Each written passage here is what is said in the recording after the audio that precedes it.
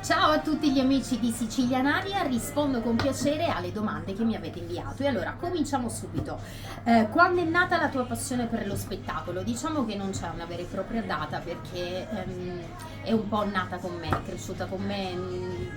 Ricordo che da piccolissima insomma ero molto affascinata dalle luci, dal palco, dal cinema, dal teatro, per cui diciamo che è sempre stata dentro di me. I miei studi sono sia teatrali, perché io mi sono trasferita a Roma molto giovane, a 19 anni, proprio per studiare teatro, ma anche accademici all'Università di Catania. Mi chiedete di raccontarvi i miei inizi sono proprio stati questi, cioè zaino in spalla e sono partita dalla stazione di Catania, destinazione Roma, per studiare teatro, per entrare all'Accademia Nazionale d'Arte Drammatica e poi da lì mi sono diplomata al Conservatorio Teatrale, poi ho fatto tanta gavetta, tantissimi provini, tantissimi casting, cortometraggi, tanti incontri, perché poi la gavetta romana non è stata soltanto la parte lavorativa, ma proprio la parte umana, imparare un po' a relazionarmi chiaramente con questo mondo, a capire, a prendere un po'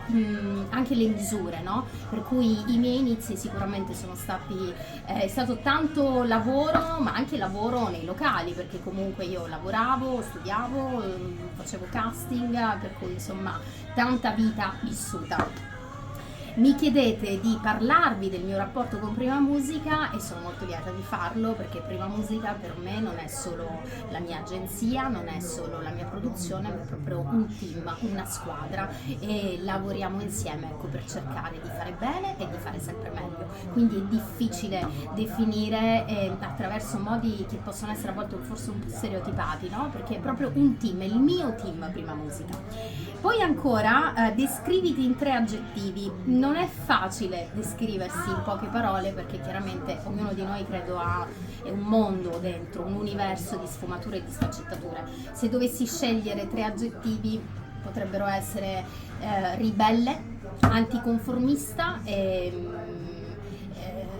andare un po' sempre controcorrente, no? Quindi questa parte selvaggia che va coltivata in ognuno di noi, ma nelle donne secondo me in particolar modo. Poi ancora, un mio sogno nel cassetto è sicuramente quello di fare quello che faccio sempre meglio, con sempre tanto cuore, tanta passione, tanto entusiasmo, ma soprattutto ecco, in modo vero, sincero, cioè essere un canale, ecco, essere un canale di comunicazione, un canale di emozione. E questo è quello che mi piace fare. I miei programmi per il 2025 stiamo per cominciare insieme a Prima Musica dal 24 febbraio in tutta Italia. Clamore riparte con la sua terza stagione televisiva sul canale Sicilia 242, l'unica emittente siciliana che va in onda in tutta Italia, per cui sarò in diretta tutti i giorni dal lunedì al venerdì alle 14:30 e poi la sera in replica alle 23 per parlare di tanti argomenti che riguardano l'amore, le relazioni, la sessualità, la femminilità, gli stereotipi, i luoghi comuni, sempre in modo ecco ironico, scherzoso, leggero, divertente, ma anche sempre ecco assolutamente interessante. Saluto tutti i follower di Sicilianaria, vi bacio e vi abbraccio tutti. Un saluto, ciao!